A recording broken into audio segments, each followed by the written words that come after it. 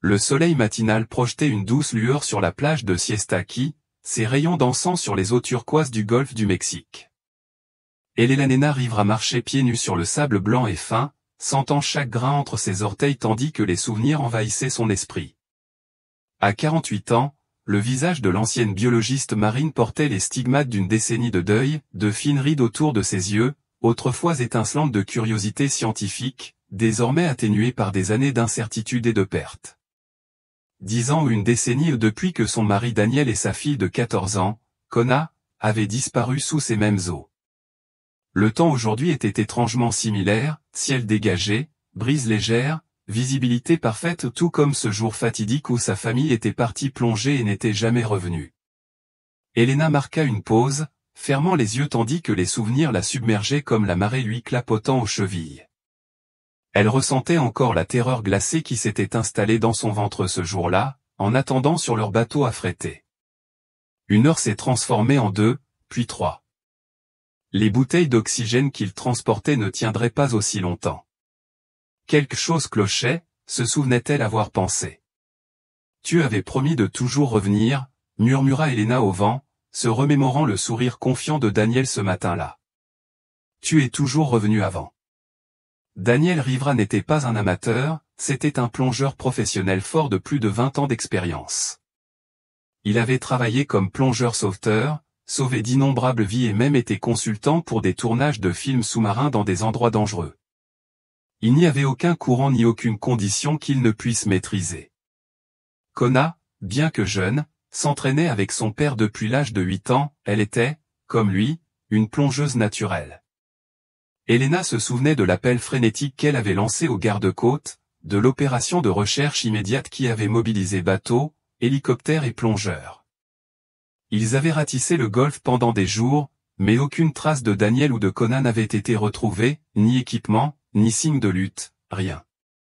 L'enquête policière avait traîné pendant des semaines, puis des mois. Elena Nena avait refusé de quitter Siesta Key, louant une petite maison sur la plage et participant à toutes les recherches. Elle avait placardé des tracts dans toute la Floride, contacté tous les hôpitaux et commissariats de police, fait la une des journaux locaux ou rien. 5 ans plus tard, l'affaire était classée sans suite. L'inspecteur principal, Aaron Delgado, s'était montré aimable mais direct, nous soupçonnons qu'un courant sous-marin les a emportés, avait-il expliqué avec douceur dans son bureau, dont les murs étaient tapissés de cartes de recherche. Nous avons envoyé des équipes explorer les îles et les grottes sous-marines voisines, mais nous n'avons rien trouvé. S'ils étaient coincés dans ces grottes, nous les aurions retrouvés. S'ils avaient atteint l'une des îles, nous aurions vu quelque chose. Elena Nena n'avait jamais pleinement accepté cette explication. Daniel connaissait ces eaux mieux que la plupart des équipes de secours, il n'aurait jamais mis Kona en danger et aurait su naviguer dans n'importe quel courant. Mais au fil des années, sans nouvelles pistes, le doute s'est installé, érodant ses certitudes comme les vagues sur le rivage. Elle continua sa lente promenade le long de la plage, observant maintenant les vagues déferler. Ce rythme était devenu réconfortant au fil des ans, prévisible, constant, contrairement à l'incertitude chaotique qui avait défini sa vie depuis ce jour. Incapable d'affronter l'océan qui avait emporté sa famille, elle avait abandonné son prestigieux poste de chercheuse à l'Institut marin. Au lieu de cela, elle s'était investie dans la défense de l'environnement sur Terre, intervenant lors de conférences sur la conservation marine, sans jamais remettre les pieds dans l'eau. Elena Nena fouilla dans son sac et en sortit une petite boîte en bois, dont la surface était polie par des années de manipulation. Elle caressa du doigt les initiales gravées sur le couvercle, KR. Avant de l'ouvrir lentement, elle ressentit un afflux de souvenirs. À l'intérieur se trouvait un mélange de terre et de cendres, sombres et riches, les cendres des plantes que Kona avait soigneusement entretenues dans leur jardin, des orchidées, des plantes grasses et des herbes aromatiques qu'Elena avait conservées pendant des années après la disparition de sa fille. Récemment, elle avait pris la douloureuse décision d'incinérer ce qui en restait, un geste symbolique représentant sa tentative de lâcher prise. « Tu aurais 24 ans aujourd'hui », murmura Elena Nena, imaginant la femme que sa fille aurait pu devenir. Aurait-elle suivi les traces de son père dans la plongée, ou peut-être aurait-elle poursuivi sa passion pour la botanique comme elle avait pris soin de ses plantes? Elena Nena ne le saurait jamais. Elle se tenait au bord de l'eau, une boîte à la main. Elle était venue ici aujourd'hui avec un but précis, disperser les cendres dans la mer, un dernier adieu à la fille qu'elle avait perdue. Mais là, debout, Elena se retrouvait figée, incapable d'accomplir son geste. Était-elle vraiment prête à lâcher prise? Une brise marine se leva, fouettant ses cheveux noirs autour de son visage tandis qu'elle contemplait le contenu de la boîte. La décision lui pesait lourd, son caractère définitif était presque insupportable. Alors qu'elle s'apprêtait à refermer le couvercle, décidant qu'elle n'était finalement pas prête, une vibration provenant de son sac la fit sursauter. Son téléphone sonnait. Elena referma rapidement la boîte et la remit soigneusement dans son sac. Elle essuya une larme du revers de la main et prit une profonde inspiration avant de prendre son téléphone. Sa main tremblait légèrement lorsqu'elle le récupéra, l'écran affichait un nom qu'elle n'avait pas vu depuis des mois, l'inspecteur Aron Delgado. Son cœur fit un bond. En 10 ans, les appels de l'inspecteur s'étaient faits de plus en plus rares, et il n'apportait jamais de bonnes nouvelles, juste la confirmation d'une nouvelle impasse, d'une nouvelle fausse piste. « Allô » répondit-elle en essayant de garder une voix calme. « Elena, c'est Aron. » La voix de l'inspecteur était différente, tendue, pressante. « Nous avons reçu une nouvelle piste des Bahamas. » La main libre d'Elena serra instinctivement la boîte en bois plus fort. « Quel genre de piste ? » « Je ne peux pas en parler au téléphone, » répondit Aron à voix basse. « Mais ça pourrait être la découverte que nous attendions. Tu peux arriver à la station en moins de temps ? Il faut qu'on aille aux Bahamas ensemble. » Le monde semblait s'effondrer sous les pieds d'Elena. « Je suis à Siesta Key. Je peux être là dans 30 minutes. » Bien. Voyager léger, il faudra peut-être agir vite. La ligne fut coupée, laissant Elena sur la plage, le cœur battant la chamade. Elle fixa le téléphone un instant, puis la boîte de cendres dans son sac. Pas aujourd'hui, pensa-t-elle. Pas encore. Alors qu'Elena se hâtait de regagner sa voiture, elle tenta de contenir l'espoir qui grandissait en elle. Au fil des ans, elle avait appris à quel point les faux espoirs pouvaient être dévastateurs. Chaque piste prometteuse qui s'évanouissait lui enlevait une part d'elle-même. Elle avait érigé des murs autour de son cœur, s'attendant à la déception, s'y préparant. « Ne te fais pas d'illusions » murmura-t-elle en démarrant le moteur.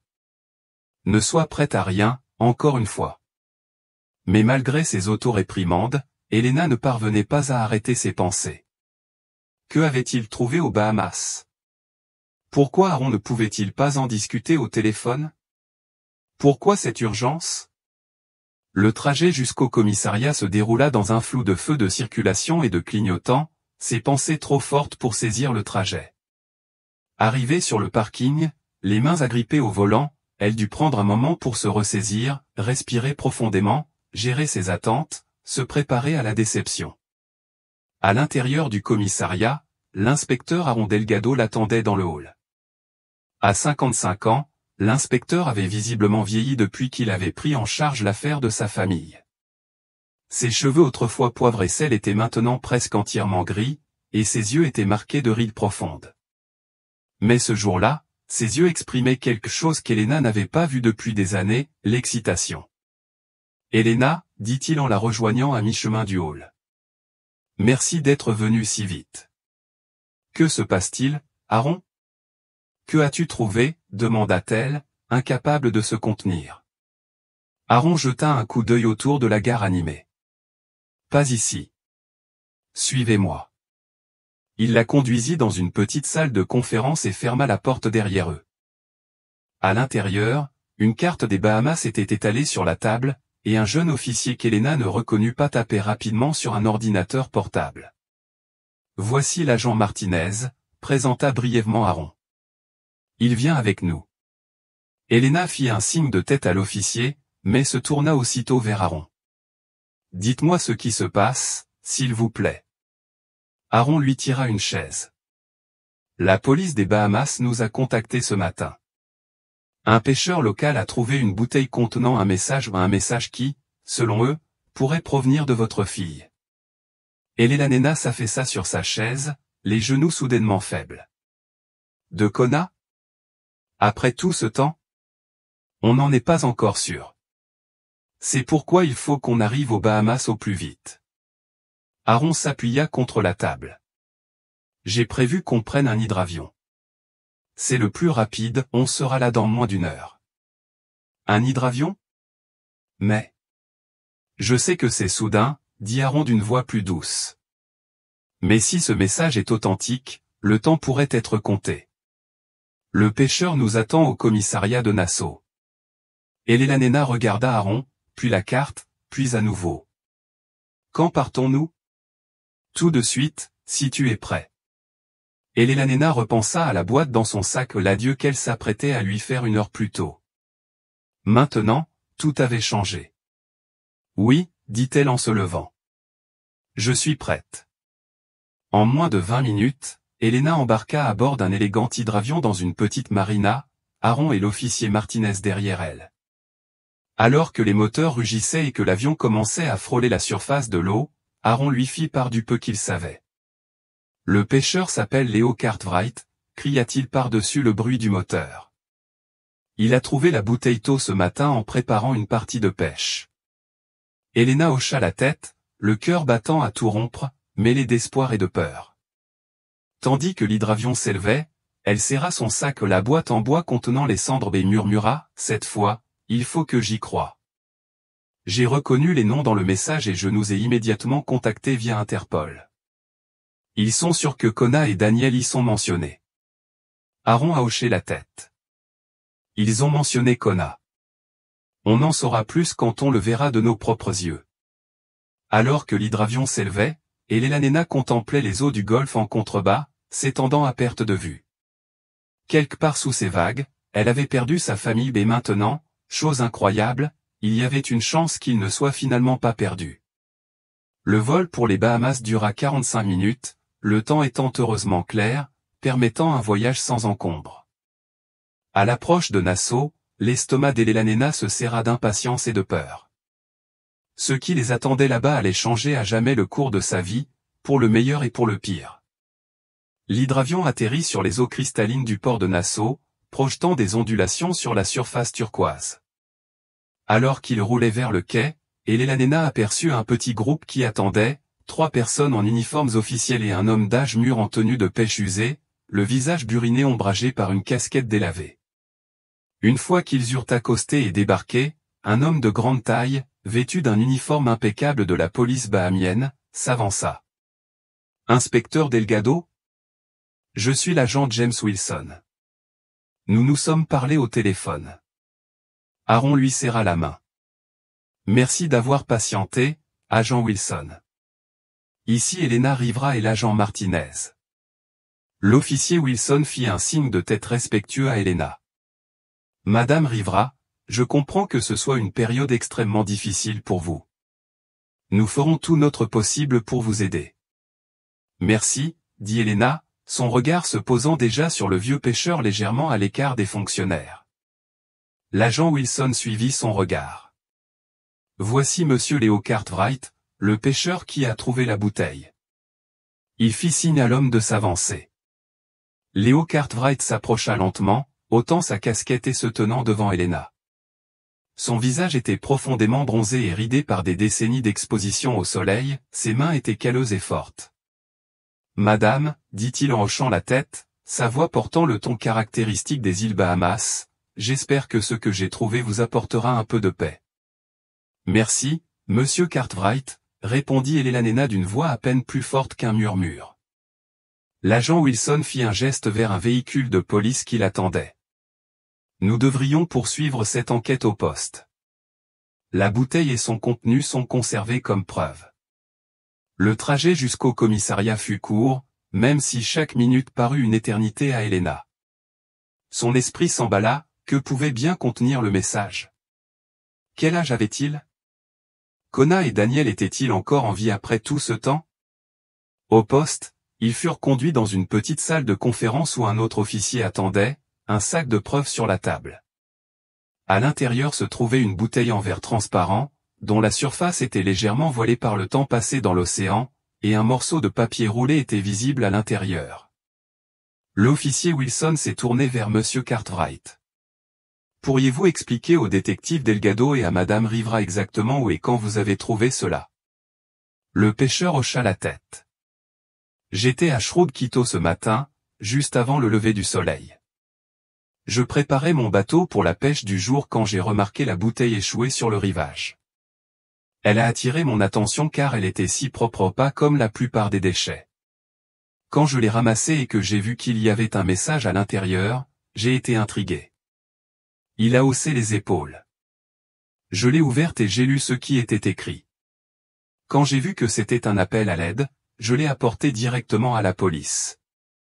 L'officier Wilson a pris le relais. Quand Monsieur Cartwright nous a apporté ce message et que nous en avons lu le contenu, nous avons reconnu les noms figurant dans la base de données internationale des personnes disparues.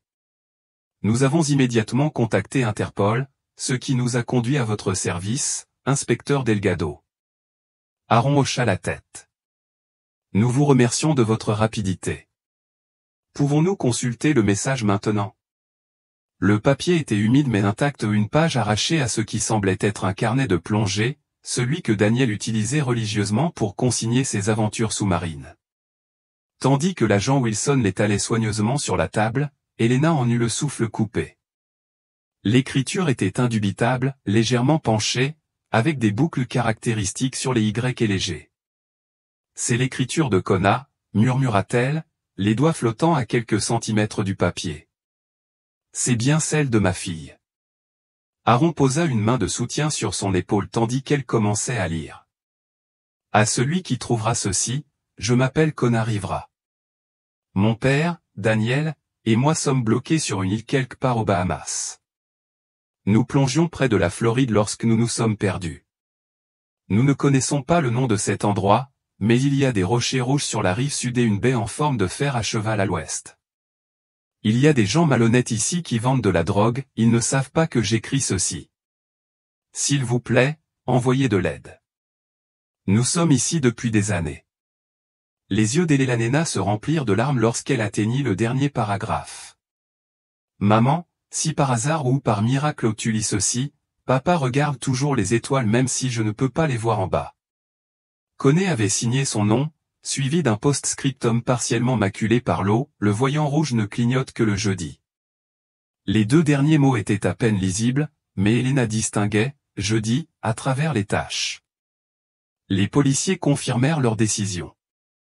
Des larmes coulèrent sur le visage d'Helena en relisant le message, ses mains tremblantes lorsqu'elle toucha le bord du papier, la chose la plus proche qu'elle ait vécue depuis 10 ans, celle qui ressemblait le plus à un contact avec sa fille. Elle est vivante, dit Helena, la voix brisée. Du moins, elle l'était quand elle a écrit ça.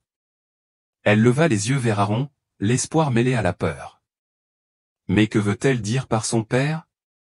Papa regarde toujours les étoiles même si je ne les vois pas, on dirait. Aaron hocha la tête d'un air sombre. Cela pourrait être un message codé suggérant le décès de Daniel, mais cela confirme aussi que Kona était vivante lorsqu'elle a écrit ceci. Et la partie sur les trafiquants de drogue. L'officier Wilson a ajouté. Cela suggère qu'il pourrait être retenu captif par des trafiquants de drogue. Helena essuya ses larmes, une nouvelle détermination remplaçant son choc. Nous devons la retrouver immédiatement. Le message nous avertit d'un danger. La question est, quand ce message est-il récent? Demanda Aaron. Les courants océaniques peuvent transporter des objets pendant des mois, parfois des années. Tout le monde se tourna vers Léo Cartwright, qui observait silencieusement depuis un coin de la pièce. Monsieur Cartwright, demanda Aaron, d'après votre expérience, pouvez-vous estimer combien de temps cette bouteille a pu rester dans l'eau? Le pêcheur se gratta le menton pensivement. Difficile à affirmer. La bouteille n'est pas fortement altérée ni couverte de balanes, ce qui suggère qu'elle n'a pas dérivé trop longtemps. Mais les courants océaniques autour des Bahamas sont complexes, le courant antillais ou les tourbillons du Gulf Stream auraient pu l'emporter de presque n'importe où dans la région. Et ces indices de localisation, insista Helena. Les rochers rouges et la baie du fer à cheval, ça vous dit quelque chose? Beaucoup de nos grottes présentent des caractéristiques géologiques uniques, répondit Cartwright. Certaines présentent des roches rougeâtres provenant de gisements de fer, et des bailles en forme de fer à cheval sont disséminées dans les exhumas et les îles périphériques. Sans repère plus précis, il faudrait des semaines pour toutes les explorer. On n'a pas de semaine devant nous, dit Elena fermement. Si Kona est détenue par des trafiquants, elle est en danger immédiat. Le détective Delgado s'est tourné vers l'officier Wilson. Quelles ressources les autorités bahamiennes peuvent-elles fournir pour une opération de recherche? Nous allons coordonner nos opérations avec nos unités de lutte antidrogue, répondit Wilson. Ils connaissent les itinéraires et les cachettes des trafiquants. Mais je tiens à vous avertir, si ce message circule depuis un certain temps, la localisation pourrait ne plus être exacte. Les trafiquants se déplacent fréquemment pour éviter d'être repérés. Les yeux d'Elena retournèrent vers la table, fixés sur la bouteille et son message son espoir renouvelé, sa résolution renforcée pour ce qui l'attendait. Il était là à un moment donné.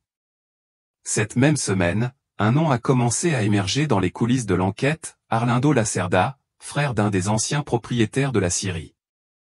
Il avait été mentionné officieusement par un ancien voisin, qui racontait qu'Arlindo surveillait le terrain le week-end, même après la fermeture de l'entreprise.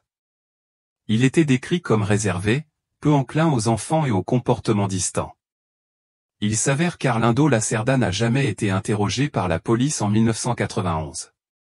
Aujourd'hui, à 73 ans, il vit dans une ferme de la région de Campo Magro, à 40 km de la capitale. Apprenant qu'il était recherché, il a engagé un avocat pénaliste et a refusé de témoigner. Il a affirmé être en mauvaise santé et n'avoir que peu de souvenirs de ce qui s'était passé à l'époque. Il a simplement affirmé n'avoir rien à voir avec l'affaire et ignorer la disparition du garçon à proximité. Mais un détail a retenu l'attention des enquêteurs. Dans l'enquête initiale, une note presque effacée rapporte qu'en mars 1991, un mois après la disparition, un homme correspondant à la description physique d'Arlindo a été aperçu à l'intérieur de l'entrepôt par un livreur vers 7 heures du matin, heure à laquelle l'établissement était censé être fermé. Cette note n'a pas été examinée à l'époque, aucune enquête n'a été menée. Face à ces circonstances, le procureur a requis qu'Arlindo soit officiellement cité à comparaître. La défense a tenté de l'empêcher, invoquant sa fragilité émotionnelle et son âge avancé, mais le juge a autorisé l'audience à condition qu'elle se déroule à domicile, sous surveillance médicale. Le 4 octobre 2021, 3 officiers de justice, un chef de police et un psychologue criminel se sont présentés à la ferme. Arlindo les a accueillis sur le porche avec courtoisie mais froideur. Il a déclaré qu'il était traité comme un criminel sans preuve et qu'il ne ferait jamais de mal à un enfant. Il a ensuite répondu évasivement à leurs questions. Vous vous souvenez du 24 février 1991? Non. C'était il y a plus de 30 ans. Où habitiez-vous à l'époque? Je pense à Colombo ou toujours ici? Je ne suis pas sûr. Vous visitiez souvent le hangar de la scierie? Parfois, j'allais voir si quelque chose avait été volé, mais rien de grave. As-tu déjà vu le garçon Eduardo? Non. Je ne savais même pas qui c'était. La conversation a duré un peu plus de 40 minutes. Mais lorsque le chef de la police a demandé à Arlindo s'il était au courant de l'existence de l'ancienne annexe, il a hésité. Quelle annexe? Un bâtiment annexe, dont les fondations sont désormais enterrées. Il figurait sur les plans de la scierie. Arlindo se gratta le front, regarda sur le côté et répondit. Oh, ça a été démoli peu de temps après. Je ne me souviens pas qu'il ait servi à quoi que ce soit. Cette phrase a suffi à éveiller les soupçons. La structure n'a été démolie qu'en 1993. S'il prétendait ne pas s'en souvenir, comment savait-il quand elle avait été démolie? Son comportement était décrit dans le rapport comme évasif, contradictoire et sur la défensive. Le parquet a alors envisagé la possibilité de demander la levée du secret bancaire et téléphonique, même si ces dossiers anciens étaient difficiles à récupérer. Parallèlement, la pression publique s'est intensifiée. Des affiches à l'effigie d'Eduardo étaient placardées sur les murs de la ville, proclamant « Si la vérité est enterrée, toute la ville creusera ». Petit à petit, l'affaire cessa de se limiter à la disparition d'un garçon pour s'étendre à ceux qui voulaient qu'il ne soit jamais retrouvé. La ville creusa, mais ce qu'elle trouva ne fut pas que de la terre, ce furent des décisions enterrées avec. Alors que l'enquête sur Arlindo Lacerda s'intensifiait, le travail médico-légal se poursuivait silencieusement, patiemment, pas à pas. 3 autres points d'intérêt furent identifiés sur la propriété de l'ancienne scierie. Dans l'un d'eux, ils découvrirent ce qui semblait être le fragment d'une basket d'enfant, à peine reconnaissable, mais dont un morceau de semelle était encore intact. Il s'agissait d'un vieux modèle Bamba, courant dans les années 1980 et au début des années 1990, utilisé par les garçons pour jouer au football, faire du vélo et aller à l'école. Donna Selma a confirmé qu'Eduardo possédait une paire similaire. Ce n'était pas une preuve définitive, mais c'était une pièce de plus dans un puzzle vieux de 3 décennies. Avec les objets rassemblés ou le t-shirt, la roue de vélo, le collier, le couteau de poche, le couvercle de la boîte à lunch, le morceau de chaussure de tennis et le journal enterré où le ministère public a préparé un rapport technique de 42 pages, remis au tribunal de justice du Paraná en décembre 2021. Le document comprenait une nouvelle hypothèse officielle, les éléments trouvés et l'absence de recherche documentée dans le secteur latéral de la propriété indiquent une possible dissimulation intentionnelle de traces, avec défaillance opérationnelle ou négligence de la part de l'enquête initiale. Le mot « négligence » a gagné du terrain, mais en coulisses, un autre mot circulait discrètement, couverture. Qui aurait intérêt à empêcher une perquisition dans cette zone en 1991? Et pourquoi? C'est alors que la journaliste Clarissa Tell, journaliste d'investigation pour TV Cultura Locale, a décidé d'enquêter elle-même sur l'affaire.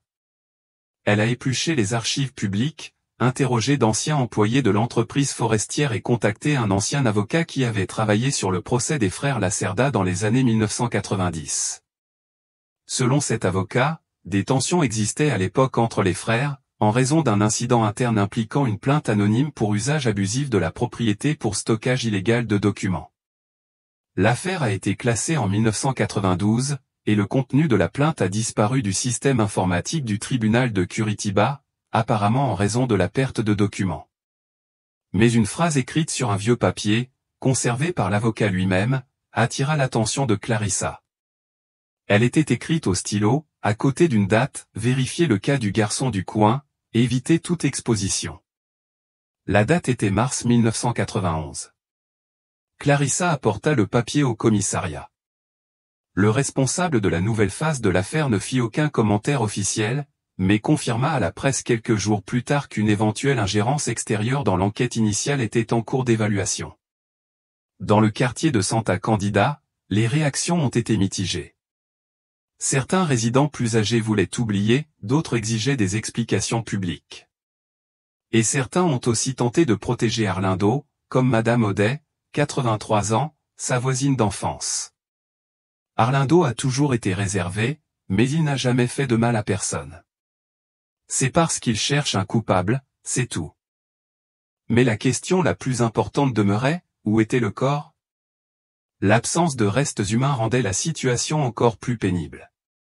Si quelqu'un avait caché les objets, où était le reste? Eduardo aurait-il pu être emmené ailleurs et ses affaires rapportées plus tard? Ou, plus inquiétant encore, tout s'est passé là, dans l'annexe, et une personne ayant accès au lieu a enterré les restes avant que la police ne puisse les fouiller. Début 2022, le parquet a décidé de procéder à une reconstitution virtuelle de l'affaire. À l'aide de cartes 3D, de maquettes numériques et de témoignages, ils ont reconstitué le dernier après-midi d'Eduardo. La simulation, basée sur des témoignages contemporains, suggérait que le garçon avait peut-être suivi la rue latérale, celle qui passait devant le vieux portail en bois de la scierie, et qu'il avait été la dernière personne à l'apercevoir. Donna Mariana prétendit l'avoir vu tourner au coin de la rue. Or, ce coin n'était plus qu'à 37 mètres de l'entrée latérale de l'entrepôt. Cela a conduit à une nouvelle hypothèse chronologique, Eduardo quitte son domicile à 14h32. On le voit tourner au coin de la rue à 14h34. Entre 14h35 et 14h40, il aurait franchi la porte latérale, où il aurait pu être intercepté par une connaissance, la zone n'a pas été fouillée. En mars, Les biens étaient déjà enterrés, comme le suggère le journal plastifié daté de ce mois. Tout laissait présager un intervalle de moins de 10 minutes entre la dernière observation et la disparition complète. Il s'agissait d'un enlèvement rapide, d'un accident dissimulé, d'un acte délibéré. La reconstitution a suscité un intérêt national grâce à une émission spéciale de TV Brasil, où le récit du voyage d'Eduardo était illustré par une animation en temps réel. Finalement, l'écran affichait la distance entre la maison de sa mère et le site de fouille, 493 mètres, un chiffre qui allait symboliser tout ce qui restait à faire. 493 mètres de questions sans réponse. Donna Selma, quant à elle, suivait la même routine. Chaque mercredi, elle nettoyait le trottoir. Chaque panier, elle déposait des fleurs artificielles à côté de la photo d'Eduardo dans l'oratoire du salon. Et chaque dimanche, elle allumait une petite bougie dans le jardin, comme si elle n'attendait plus rien, mais refusait toujours d'abandonner. Elle ne demandait pas justice, n'employait jamais le mot « coupable », déclarant simplement, lors d'une unique interview: « Je voulais juste savoir ce qu'il ressentait, si ça faisait mal, s'il avait peur, s'il m'appelait. » Et il resta silencieux pendant presque une minute. La ville entière sembla s'arrêter avec elle. Le quartier changea, les voisins aussi, mais le vide qui avait commencé ce jour de février ne quitta jamais la rue. L'année 2022 a apporté un rebondissement inattendu dans l'affaire Eduardo, l'arrivée d'une force d'intervention fédérale, à la demande du parquet du Paraná, avec le soutien du Secrétariat national aux droits de l'enfant. La justification était claire, il ne s'agissait plus d'une simple disparition, mais d'une possible violation systémique impliquant négligence, omission et, éventuellement, protection indue des suspects. L'affaire a été officiellement rebaptisée Opération 493, en référence à la distance entre le domicile du garçon et le lieu où ses effets personnels ont été retrouvés. Elena Nena leur rappela de surveiller tout ce qui était inhabituel, structures isolées, bateaux inconnus, quiconque semblait déplacé. Elle s'était associée à Aaron, et les ailes commencèrent à parcourir le petit village, montrant les photos de Coné et Daniel aux commerçants et aux habitants. Personne ne les reconnut. Rien, répondit Elena Nena après 4 heures d'interrogatoire infructueux. Personne ne les a vus. Aaron consulta sa montre.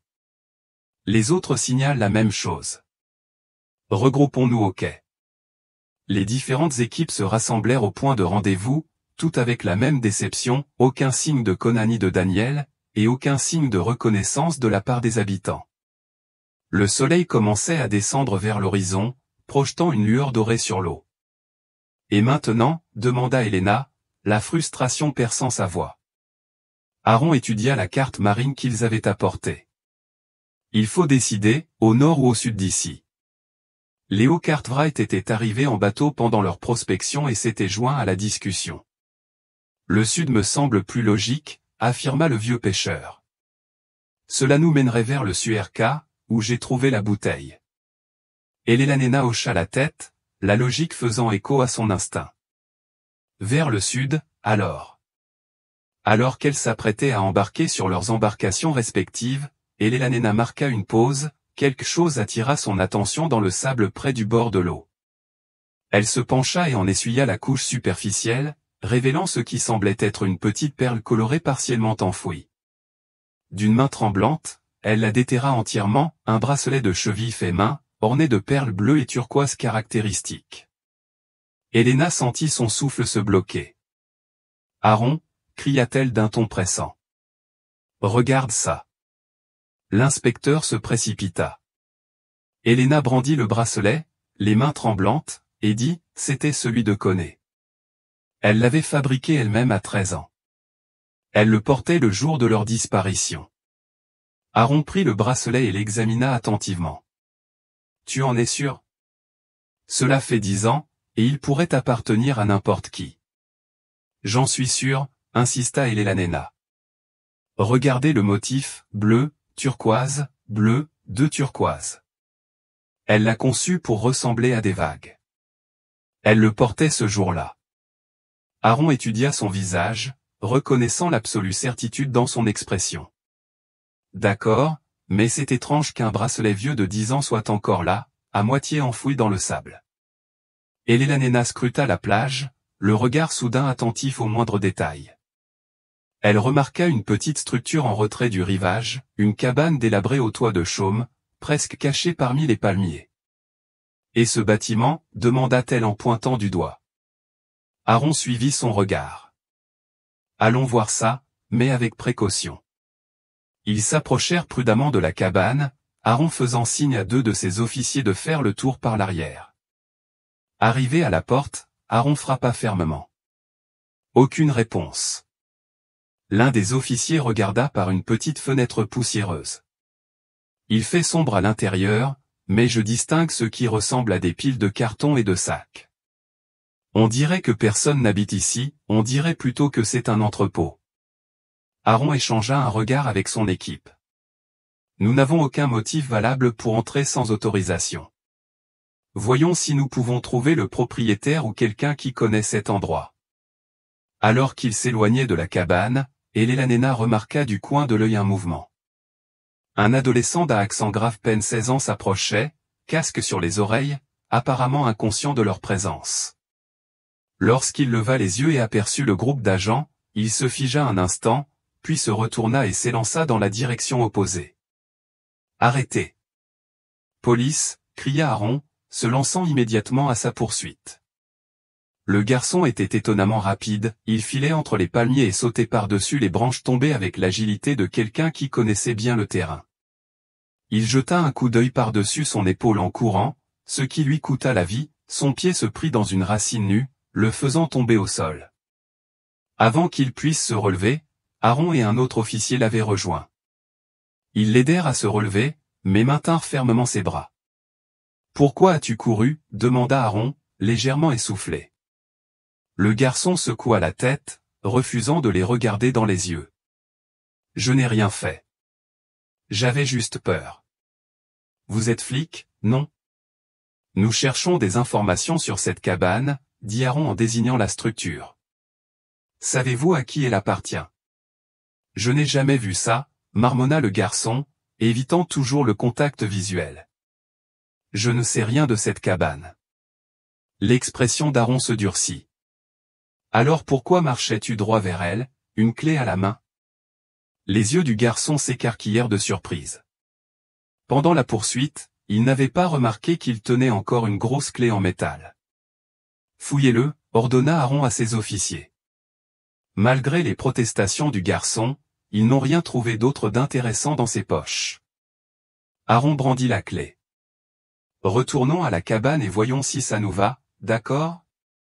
Accompagnés de l'adolescent réticent, ils retournèrent à la structure délabrée.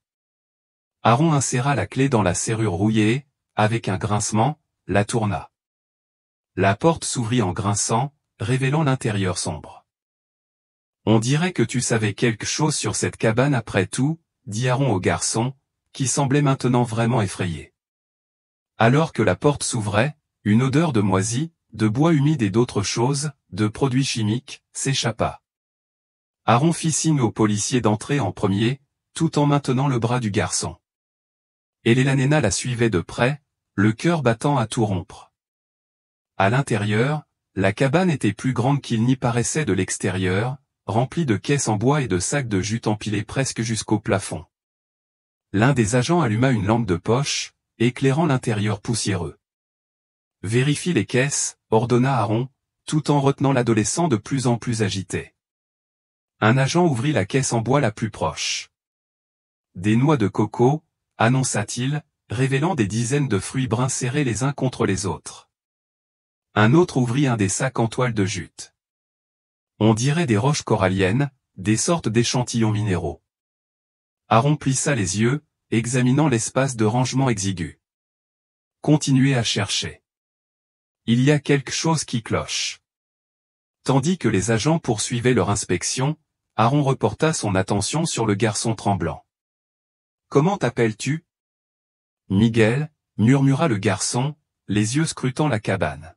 « Miguel, tu as de gros ennuis en ce moment, » dit Aaron fermement, « mais les choses iront mieux pour toi si tu coopères. » Qu'y a-t-il vraiment dans ces caisses et ces sacs ? Miguel secoua la tête avec véhémence. « Exactement ce qu'ils ont dit, » des noix de coco et des pierres. Je surveille les lieux, c'est tout. Un des policiers a crié depuis le fond de la cabane, « Inspecteur, vous devez voir ça ». Il avait retiré plusieurs couches de noix de coco d'une caisse, révélant au centre des briques de poudre blanche soigneusement emballées. De même, un autre officier avait vidé un sac de roches coralliennes pour découvrir des emballages scellés dissimulés parmi les échantillons minéraux. De la cocaïne, confirma Aaron après une rapide inspection. On dirait une opération d'envergure. Il a immédiatement pris sa radio. Contactez les autorités bahamiennes. Ici l'inspecteur Delgado. Nous avons localisé un dépôt de drogue à Norman Esca. Nous demandons un renfort immédiat et une assistance médico-légale. Après avoir reçu la confirmation que les unités étaient en route, Aaron tourna toute son attention vers Miguel, qui semblait maintenant pâle de peur. Dernière chance de t'aider, gamin. D'où opère ton groupe? Et as-tu vu cette femme ou cet homme? Il montra à Miguel les photos de Coné et Daniel. Le regard de Miguel se posa sur les photos, puis les détourna. Rien à propos de la drogue. Je suis juste le gardien des clés. Je surveille la baraque, c'est tout. S'il vous plaît, ne me faites pas de mal. Elena s'avança, le regard suppliant. S'il te plaît, Miguel, la fille sur la photo est ma fille. Elle a disparu depuis 10 ans. Si tu sais quoi que ce soit, dis-le nous. La résistance du garçon commença à faiblir sous l'appel émotionnel d'Elena. Mais avant qu'il puisse répondre, la porte s'ouvrit brusquement et des policiers bahaméens entrèrent dans la cabane, menés par l'agent Wilson et l'agent de liaison d'Interpol. Sécurisez les lieux, ordonna l'agent Wilson. Et faites intervenir immédiatement la police scientifique. Dans le tumulte qui suivit, Miguel fut séparé d'Elena et Aaron fut emmené dans un coin de la cabane pour les formalités. L'agent d'Interpol s'approcha d'eux, l'air sombre. Nous traquons un cartel opérant dans cette région depuis des mois, a-t-il expliqué, mais nous n'avions jamais eu d'indices fiables sur leur lieu de stockage.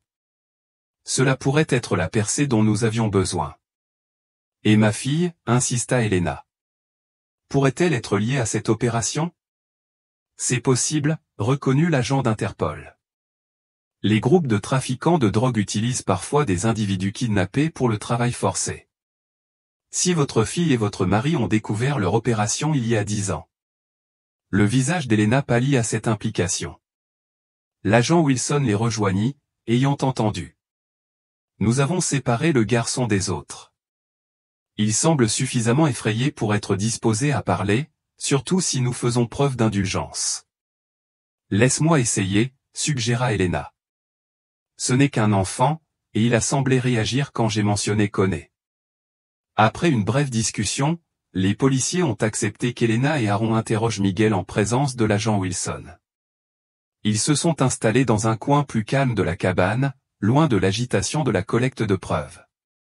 Miguel était assis sur une caisse renversée, menotté, l'air malheureux. Il leva les yeux à l'approche d'Elena, puis détourna rapidement le regard. Miguel, commença-t-elle doucement, je ne veux pas t'attirer d'ennui. Je veux juste retrouver ma fille. S'il te plaît, si tu l'as vue ou si tu sais quelque chose à son sujet, dis-le-moi. Le garçon resta silencieux, les yeux fixés sur ses chaussures. L'agent Wilson se pencha. Écoute, fiston, tu as de sérieux ennuis. La possession et le trafic de stupéfiants sont passibles de lourdes sanctions. Mais si tu coopères, dis-nous ce que tu sais sur cette opération et ces personnes disparues, nous pourrons peut-être t'aider. Les épaules de Miguel s'affaissèrent. Je l'ai vu, marmonna-t-il finalement. Je suis désolé d'avoir menti. Je l'ai vu. Le cœur d'Elena fit un bond. Coné, tu l'as vu? La femme sur la photo, précisa Miguel, mais il la déplace.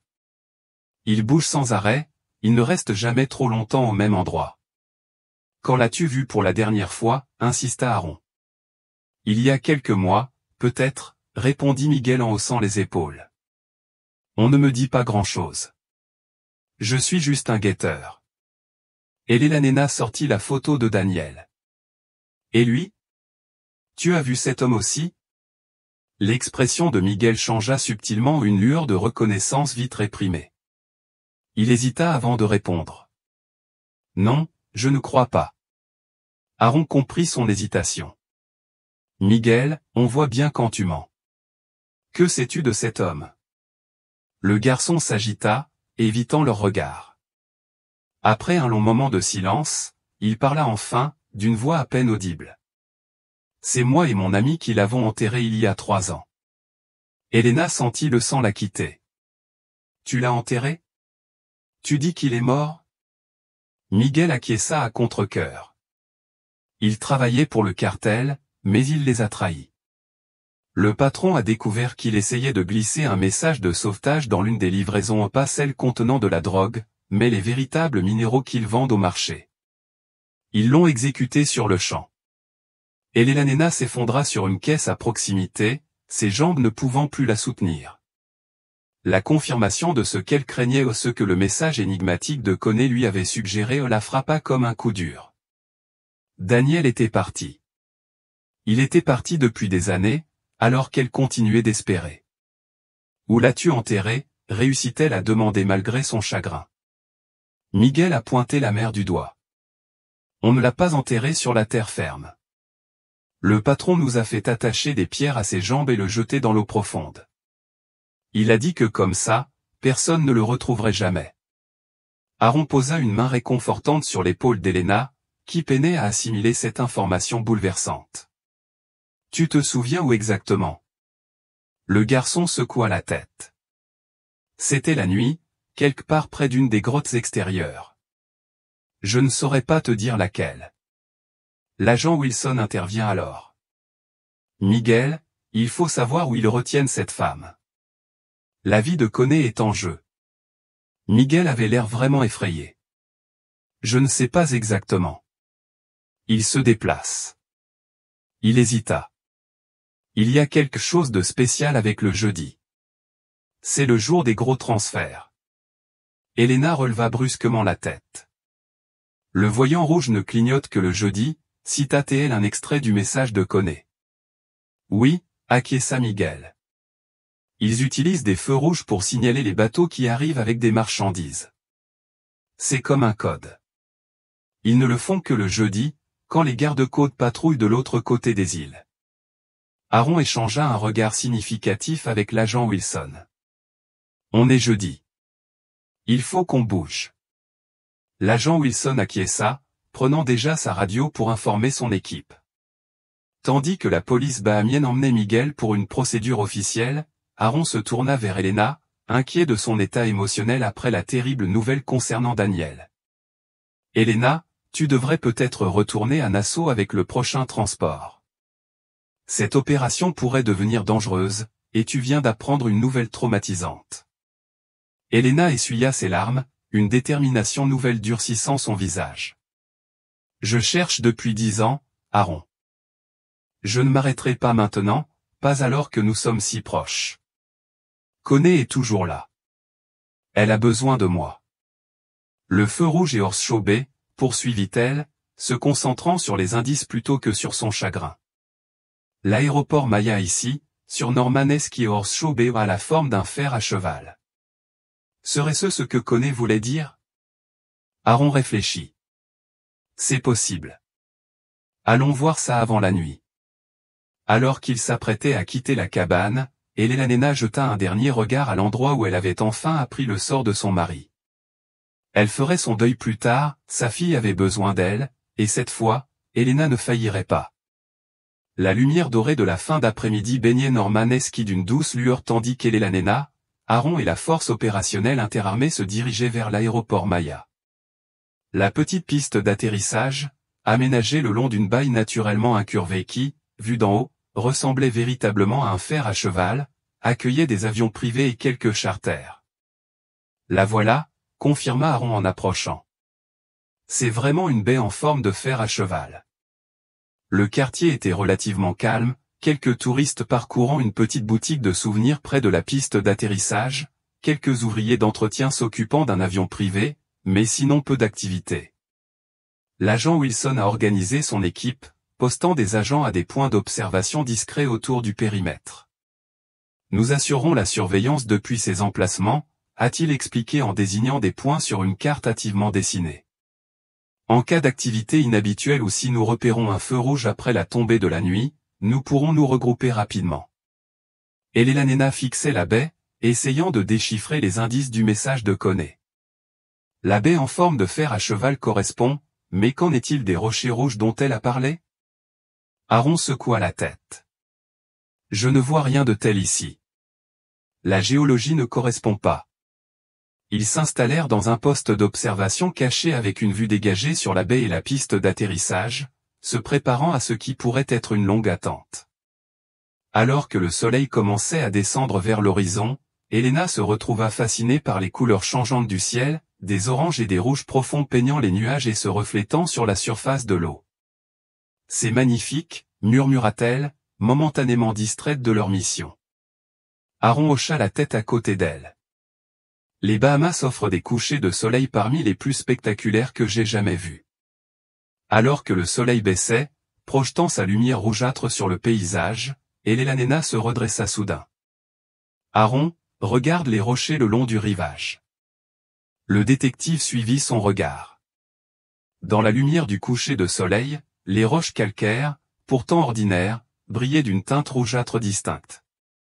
Des rochers rouges, murmura Elena. Et si Coney ne parlait pas de rochers naturellement rouges, mais de rochers qui apparaissent rouges au coucher du soleil? Aaron réfléchit, l'air pensif. C'est possible, mais ça arriverait sur n'importe quelle plage au coucher du soleil. L'un des officiers bahaméens qui avait entendu la scène les rejoignit. Pas forcément, dit-il. La composition de notre calcaire peut créer un effet plus prononcé à certains endroits. La calcite qu'elle contient reflète particulièrement bien les longueurs d'onde rouges. Nous sommes peut-être au bon endroit après tout, conclut Elena, son pouce accélérant.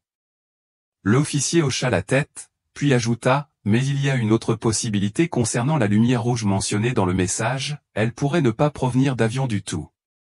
Que veux-tu dire? Demanda Aaron. Il y a une marina au sud de l'aéroport, a expliqué l'agent.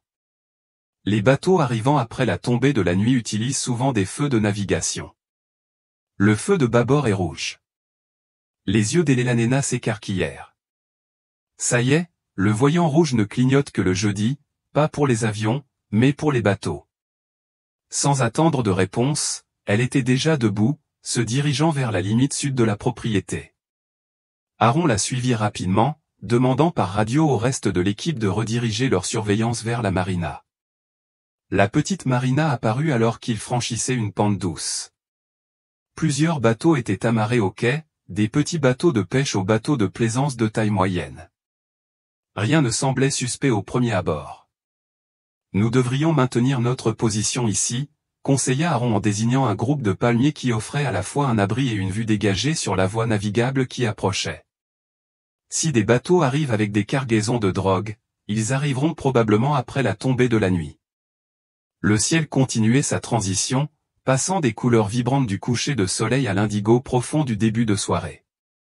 Les étoiles commençaient à apparaître au-dessus de nos têtes tandis que l'obscurité tombait sur l'île. Elena consulta sa montre, il était presque 20 heures. Combien de temps allait-il devoir attendre? Un agent d'Interpol les a rejoints, muni d'un équipement sophistiqué de vision nocturne et d'un appareil d'imagerie thermique. Cela nous aidera à surveiller les navires qui approchent, a-t-il expliqué en installant le matériel. S'ils tentent d'opérer discrètement, ils risquent de naviguer avec un minimum de lumière. Les minutes se transformèrent en heures tandis qu'ils maintenaient leur vigilance. L'activité touristique s'était presque entièrement calmée, laissant la marina étrangement silencieuse. De temps à autre, la radio crépitait, annonçant des nouvelles d'autres postes d'observation, tous ne signalant aucune activité inhabituelle. Elena luttait contre la déception qui menaçait de la submerger. Avait-il mal interprété les indices? Kona était-elle encore sur l'une de ces îles? Alors que son espoir commençait à vaciller, l'agent d'Interpol se raidit à côté d'elle. Mouvement, dit-il sèchement en ajustant les réglages de sa caméra thermique. En approche du sud-est, à environ 2000 nautiques. Aaron, prévient immédiatement le reste de l'équipe, une cible possible approche du sud-est. Maintiens tes positions et reste en alerte. Grâce à la caméra thermique, il pouvait voir les signatures thermiques de ce qui semblait être 3 navires, un grand bateau flanqué de 2 plus petits. C'est inhabituel, a commenté l'agent d'Interpol. Cette formation suggère des escortes de sécurité. Alors que les navires se rapprochaient, Elena tendit les yeux, essayant de distinguer des détails dans l'obscurité. Puis elle aperçut une lumière rouge clignotante à bâbord du navire de tête. Là, murmura-t-elle en pointant du doigt. Aaron a contacté par radio le centre de commandement de Nassau, fournissant les coordonnées et demandant un soutien tactique immédiat. Des navires non identifiés approchent de la marina de Norman-Escay. Configuration et comportement compatibles avec des opérations de trafic. Appui aérien et intercepteur requis. La réponse fut immédiate, bien reçue. Les agents de la police sont mobilisés.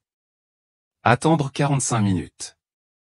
Maintenez la surveillance et n'intervenez que si c'est absolument nécessaire. 45 minutes. Murmura Aaron en se tournant vers l'agent d'Interpol. Pouvons-nous tenir aussi longtemps sans être repérés? Tant que nous maintenons notre position actuelle et la discipline radio, tout devrait bien se passer, répondit l'agent. Il ne semble pas avoir conscience de notre présence. Le cœur d'Elena s'emballa en voyant les bateaux se rapprocher de la marina. Quelque part sur l'un d'eux, sa fille était peut-être retenue prisonnière. Après 10 ans de recherche, Kona se trouvait peut-être à quelques centaines de mètres. Le temps sembla ralentir tandis qu'ils attendaient, cachés dans l'obscurité, observant la mystérieuse flottille approcher de l'île. Les 45 minutes d'attente leur parurent une éternité. Elena, Aaron et l'équipe de surveillance restèrent parfaitement immobiles dans leur cachette, observant le yacht et ses escorteurs accostés à la marina. Grâce à leur équipement de vision nocturne, ils ont observé plusieurs hommes débarquer. Certains sont restés près des navires, tandis que d'autres se dirigeaient vers un entrepôt voisin. Ils semblent attendre quelque chose, a murmuré l'agent d'Interpol, les yeux fixés sur la caméra thermique. Ou quelqu'un, acquiesça Aaron. Probablement le contact qui était censé être à la cabane, Miguel. L'attention d'Elena se fixa sur le yacht principal. Pouvez-vous voir s'il y a quelqu'un d'autre à bord? Une femme? L'agent ajusta son équipement et scruta les signatures thermiques. Il y a encore plusieurs personnes à bord. Impossible de distinguer les sexes à cette distance, mais au moins 5 personnes sont encore à bord. Les minutes s'écoulaient tandis que les hommes sur le quai s'agitaient visiblement, consultant leurs montres et passant des appels sur leur téléphone satellite.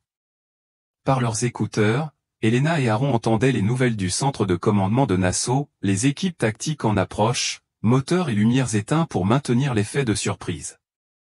Soudain, du mouvement se fit entendre à l'entrée de la marina. 3 adolescents, à peu près du même âge que Miguel, s'approchèrent des hommes qui attendaient. Une brève conversation tendue s'engagea, ponctuée de gestes animés de part et d'autre. Ils leur parlent du raid à la cabane, a supposé Aaron, en observant le langage corporel du groupe.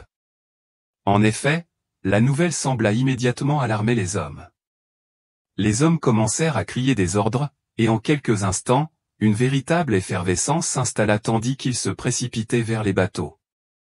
Ils se préparent à partir, annonça l'agent d'Interpol avec urgence. Les équipes de soutien sont encore sur place dans un quart d'heure. S'ils partent maintenant, nous les perdrons, et potentiellement la fille d'Elena, dit Aaron d'un ton décisif. Il faut les retarder d'une manière ou d'une autre. Avant que quiconque puisse réagir, un mouvement sur le yacht attira l'attention d'Elena. Une femme était emmenée de force sur le pont par 2 hommes. Même dans la vision nocturne teintée de vert, Elena reconnut sa façon de bouger, la forme de son visage. C'est elle, halta-t-elle en serrant le bras d'Aaron. C'est Kona. Grâce à la caméra thermique, ils purent voir Kona se débattre contre ses ravisseurs, tentant de débarquer tandis qu'il tentait de la forcer à retourner sous le pont.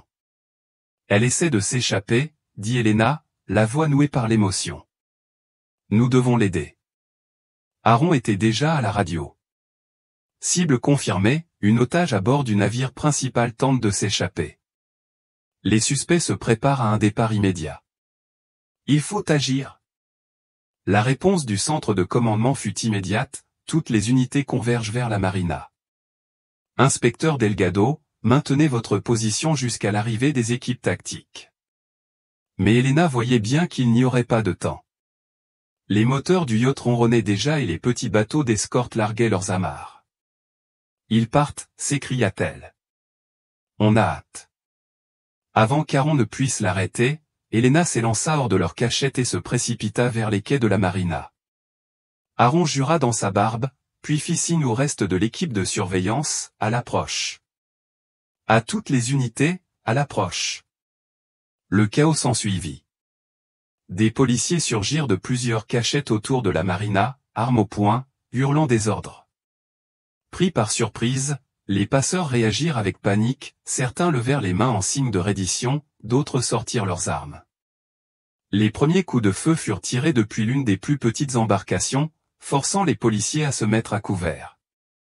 La police bahamienne riposta, se concentrant sur les menaces armées tout en s'efforçant de minimiser les risques pour les otages potentiels. Elena s'était réfugiée derrière une pile de bidons d'essence, les yeux rivés sur le yacht où elle avait aperçu Kona. À travers la confusion et les coups de feu, elle distinguait des silhouettes qui bougeaient sur le pont, dont sa fille, toujours aux prises avec ses ravisseurs. « Elena, reste à terre !» cria Aaron en se rapprochant d'elle. Accroupi, il trouva un endroit plus sûr que les bidons d'essence. « Nous devons rejoindre ce yacht », insista TL en désignant le navire qui s'éloignait lentement du quai. Le bruit caractéristique des rotors d'hélicoptères résonna dans la nuit à l'arrivée des renforts aériens de Nassau. De puissants projecteurs éclairèrent la marina, éclairant le yacht en fuite. Les plus petits bateaux d'escorte, se voyant dépassés et encerclés, se rendirent rapidement, mais le yacht poursuivit sa tentative de fuite, s'éloignant du quai à toute vitesse. Il s'enfuit, s'écria Elena, regardant la distance grandir. Soudain, un rugissement assourdissant retentit lorsque des hydravions descendirent du ciel, projetant d'énormes jets d'eau depuis leurs pontons tandis qu'ils atterrissaient stratégiquement pour bloquer la voie de fuite du yacht. Les officiers tactiques se déployèrent rapidement, certains plongeant dans l'eau pour approcher le yacht sous différents angles. Pris entre deux feux et sans issue possible, le yacht finit par couper ses moteurs. À travers les projecteurs, Elena aperçut des hommes sur le pont, les mains levées en signe de reddition. Ils ont abandonné, confirma Aaron en écoutant les conversations radio. Les équipes tactiques embarquent. Elena retint son souffle en regardant les officiers sécuriser méthodiquement le navire. Des minutes, qui lui semblèrent des heures, s'écoulèrent avant que la radio d'Aaron ne grésille à nouveau, navire sécurisé. Tous les suspects sont en garde à vue. Nous avons 3 otages, 2 hommes et une femme, tous vivants. Elena s'affaissa contre les fûts de carburant, submergée par un soulagement qui la fit trembler. Aaron l'aida à se relever et la soutint tandis qu'il se dirigeait vers le quai où le yacht était ramené. À leur approche, Elena scruta frénétiquement le pont, cherchant sa fille parmi les personnes que les officiers aidaient à débarquer. Puis elle la vit, une femme élancée au regard familier âgée de 24 ans au lieu de 14, mais indéniablement Kona. Leurs regards se croisèrent de l'autre côté du quai et, l'espace d'un instant, tous deux semblèrent figés, incrédules. Puis Kona se détacha de l'officier qui l'escortait et courut vers Elena, percutant sa mère dans une étreinte si violente qu'elle faillit les faire tomber toutes les deux. « Maman » sanglota Kona, le visage enfoui dans l'épaule d'Elena. « Tu m'as trouvé, tu m'as vraiment trouvé. » Elena ne pouvait parler à cause de ses larmes. Elle ne pouvait que serrer sa fille fort, craignant que si elle la lâchait, Kona ne disparaisse à nouveau. Autour d'eux, l'opération se poursuivait, les suspects étaient menottés et conduits vers des véhicules en attente, les preuves recueillies, les dépositions recueillies. Mais pour Elena et Kona, le monde s'était réduit à elles deux, réunies après une décennie inimaginable de séparation, après ce qui leur avait semblé à la fois une éternité et un temps bien trop court. Aaron s'approcha doucement d'eux. « Désolé de vous interrompre, dit-il doucement, mais nous devons vous mettre tous les deux en sécurité. Nous pouvons continuer jusqu'au commissariat de Nassau. » Elena hocha la tête, retrouvant enfin sa voix. « Oui, bien sûr. Elle garda un bras fermement autour de Kona tandis qu'on les conduisait vers l'un des hydravions. En marchant, Kona leva les yeux vers le ciel nocturne, désormais plus clair après le chaos, les étoiles scintillant dans l'obscurité. « Papa a toujours cru que tu nous trouverais, » murmura-t-elle.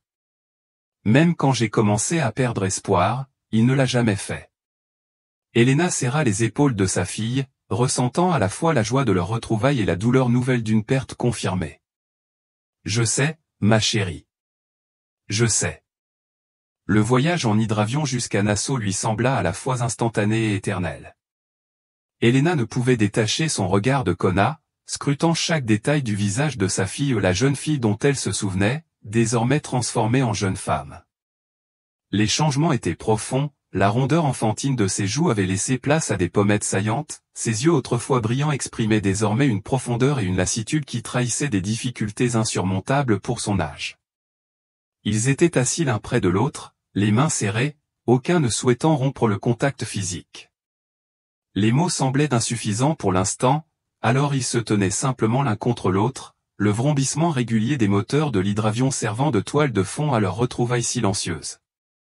À leur arrivée à Nassau, le port était animé malgré leur tardive, bateaux de police gyrophares, véhicules des médias équipés d'antennes paraboliques et une foule de fonctionnaires attendant sur le quai. Aaron les aida à débarquer, les guidant à travers la foule d'un bras protecteur.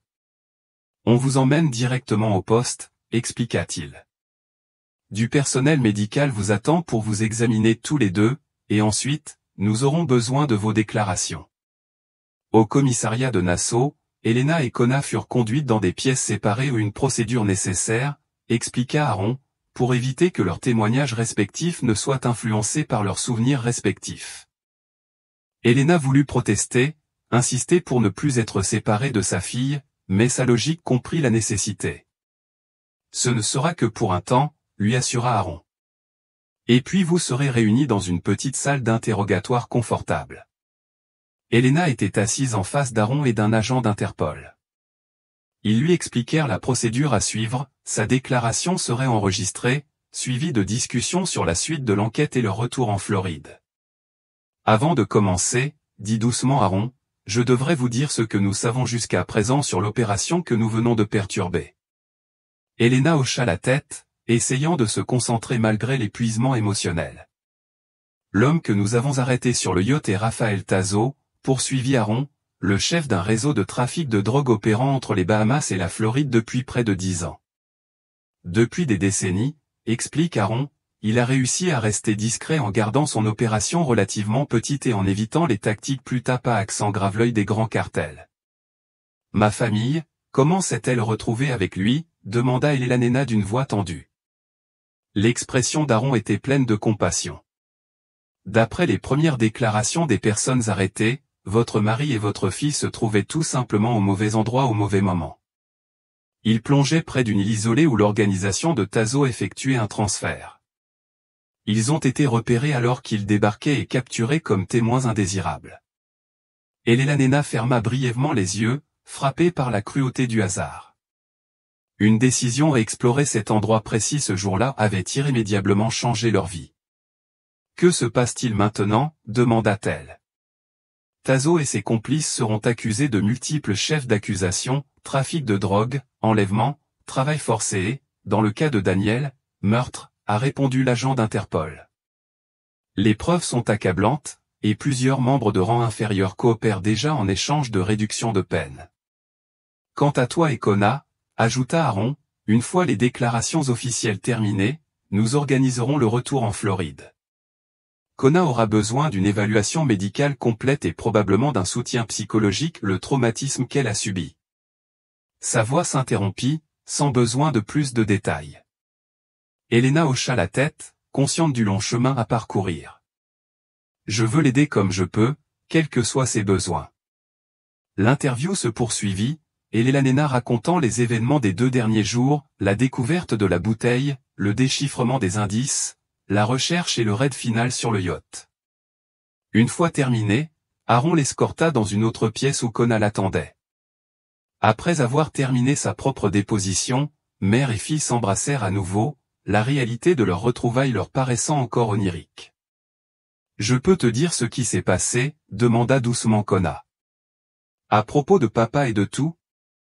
Elena les conduisit vers un petit canapé dans un coin de la pièce. Seulement si tu es prête, ma puce. Tu n'as pas à revivre tout ça maintenant. Kona secoua la tête. Il faut que je te le dise. J'attends depuis 10 ans. Le bras d'Elena autour des épaules, Kona commença son récit. Elle et Daniel exploraient des grottes sous-marines près d'une petite île isolée lorsqu'ils ont fait surface pour faire une pause sur le rivage. Ils étaient tombés par hasard sur l'organisation de Tazo alors qu'ils transféraient de la drogue d'un bateau à un autre. Ils nous ont vus avant qu'on puisse partir, expliqua Kona, la voix ferme malgré les souvenirs douloureux. Ils nous ont d'abord emmenés à Normanski, puis sur d'autres îles des Exuma. Papa a été obligé de travailler pour eux, plongeant pour récupérer les colis abandonnés et aidant au transport de la marchandise. Ils ont dit qu'ils me tueraient s'ils ne coopéraient pas. Ils l'ont même félicité pour son talent de plongeur et son aptitude à transporter ses colis sous l'eau. Pendant 7 ans, Daniel a travaillé sous la contrainte, a-t-elle poursuivi, tout en cherchant des moyens de faire passer des messages ou de s'échapper. Nous étions fréquemment déplacés, ne restant jamais assez longtemps au même endroit pour être découverts ou pour en apprendre suffisamment sur notre environnement afin de planifier une évasion efficace. Il y a 3 ans, la voix de Kona se brisa enfin, papa a essayé de glisser une note de sauvetage dans l'une des cargaisons de minerais légitimes qu'il expédie sur les marchés pas celles qui contenaient de la drogue, mais les vrais échantillons de corail qu'ils utilisent comme couverture. Ils l'ont attrapé. Tazo a dit que l'un de nous devait mourir en guise de punition. Papa s'est offert à ma place. Elena ferma les yeux, submergée par une nouvelle vague de chagrin, mêlée à une profonde fierté pour le dernier acte de protection de son mari. Après cela, j'ai essayé de trouver de l'aide moi-même, a poursuivi Kona après s'être ressaisi. J'ai tenté à plusieurs reprises d'envoyer des messages dans des bouteilles, mais je n'ai jamais su si l'une d'elles avait atteint l'eau. Celui que vous avez trouvé a dû être emporté par le bon courant. Elena, demanda-t-elle, le feu rouge le jeudi? Kona acquiesça. C'était notre système. Il n'effectuait des transferts importants que le jeudi, lorsqu'il savait que le programme de patrouille des gardes-côtes était ailleurs. Le feu rouge de navigation était notre signal pour l'équipe à terre. Elles ont discuté pendant des heures, comblant ainsi le vide laissé par une décennie dans leur histoire commune. Kona a découvert les recherches inlassables d'Elena, les années d'espoir et de désespoir, la vie que sa mère avait construite en attendant des réponses. Elena a appris comment sa fille avait survécu, sa résilience face à la captivité et comment elle avait réussi à garder son esprit en vie malgré tout. À l'aube, Aaron revint prendre de leurs nouvelles. J'ai parlé à notre équipe en Floride, leur annonça-t-il. Tout est en cours pour votre retour demain. Une enquête sera encourée, à terme, une procédure judiciaire sera nécessaire, Kona, où votre témoignage sera requis, mais pour l'instant, la priorité est de vous ramener tous les deux sains et saufs. Elena le remercia, sa gratitude dépassant les mots. Et Daniel, demanda-t-elle doucement. Y a-t-il un moyen de... Aaron comprit la question tacite. Nous allons mener des recherches sous-marines en nous appuyant sur les informations fournies par Kona et les autres personnes que nous avons arrêtées. Si nous parvenons à le localiser, si nous pouvons le ramener à la maison, nous le ferons. Plus tard dans la matinée, alors qu'Elena et Kona se préparaient à se reposer dans les hébergements provisoires fournis par les autorités bahamiennes, elles se tenaient ensemble près d'une fenêtre donnant sur le port. Le soleil levant projetait une lueur dorée sur l'eau, le début d'une nouvelle journée et, pour elle, d'un nouveau chapitre. Je n'arrive toujours pas à croire que tu m'aies trouvé, murmura Kona en s'appuyant contre l'épaule de sa mère. Je n'ai jamais cessé de la regarder, répondit Elena en embrassant le sommet de la tête de sa fille. Pas un seul jour. Et maintenant, demanda Kona, la voix pleine d'incertitude. Je ne sais même plus ce qu'est un foyer. Elena se tourna vers sa fille, prenant doucement son visage entre ses mains. La maison, c'est là où nous sommes ensemble, dit-elle fermement. Tout le reste, la maison, la ville, les détails nous le découvrirons au fur et à mesure. Mais tu n'es plus seul, et moi non plus. Elle ouvrit son sac et lui montra le bracelet de cheville. J'ai trouvé ça. Il m'a mené à toi. Kona prit le bracelet, un léger sourire aux lèvres. Je l'ai jeté, je ne sais pas, il y a 3 ou 4 mois, juste après avoir failli abandonner. C'était quelques mois après avoir envoyé la bouteille à la mer. Papa me disait toujours ça, la maison, ce n'est pas un lieu, ce sont les gens. Chaque fois que j'avais peur qu'on ne rentre jamais en Floride, mais après sa mort et que personne ne soit venu, j'ai perdu espoir. Il m'avait forcé à plonger pour le remplacer pendant des années, pour aider à transporter la drogue et je l'ai fait. Je me suis convaincu que même si vous ou la police me retrouviez un jour, il ne verrait qu'un criminel. Tout est devenu flou, je ne savais plus quoi croire. Tu n'es pas une criminelle, mon amour, dit Elena en ouvrant les bras. Kona posa la tête sur sa poitrine. Ton père avait raison, la maison, ce sont les gens, acquiesça Elena, le cœur brisé par l'amour qu'elle portait à son mari, même en son absence. Et il sera toujours avec nous, où que nous allions.